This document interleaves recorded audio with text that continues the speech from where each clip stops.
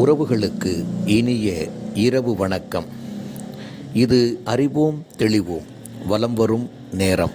அன்பு உறவுகளே, இன்று சென்னையின் மற்றுமோர் பிரபலமான ஊரின் பெயரை பற்றி நாம் அறிந்து கொள்வோமா? ஆமாம், புரசைவாக்கம்.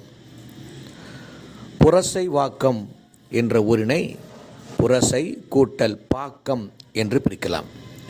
புரசை என்றால் ஒரு மரம், புரசை மரம். இதனை முருக்கை மரம் என்றும் சொல்லுவார்கள். முருங்கை கிடையாது, முருக்கை மரம் என்றும் சொல்லுவார்கள். இந்த புரசை மரங்கள் மிகுதியாக இருந்த காரணத்தினாலும் பாக்கம் என்றால் கடற்கரையை ஒட்டி இருக்கின்ற நெய்தல் நிலத்தை குறிக்கும். அது அந்த பாக்கம் என்பது வாக்கம் என்று மாறிவிட்டது. அதாவது கோடம்பாக்கம், நுங்கம்பாக்கம் போன்றே புரசை வாக்கம், புரசை பாக்கம் தான் அது புரசை வாக்கம் என்று மாறியதாக ஒரு செய்தி இருக்கிறது.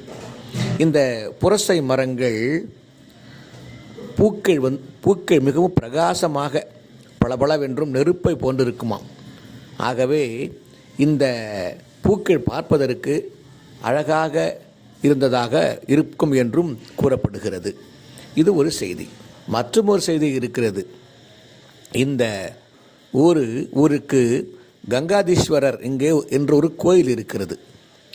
அந்த கோயிலுடைய தலவிருட்சம் இந்த புரசை மரங்களால் ஆனவை. ஆகவே இந்த ஊருக்கும் இந்த கோயிலுக்கும் நெருங்கிய தொடர்பு இருப்பதாகவும் சொல்லப்படுகிறது. மிகவும் பிரபலமான சென்னையில் இருக்கின்ற மிகவும் பிரபலமான ஊர்களிலே இந்த புரசை வாக்கமும் ஒன்று. நன்றி உறவுகளே.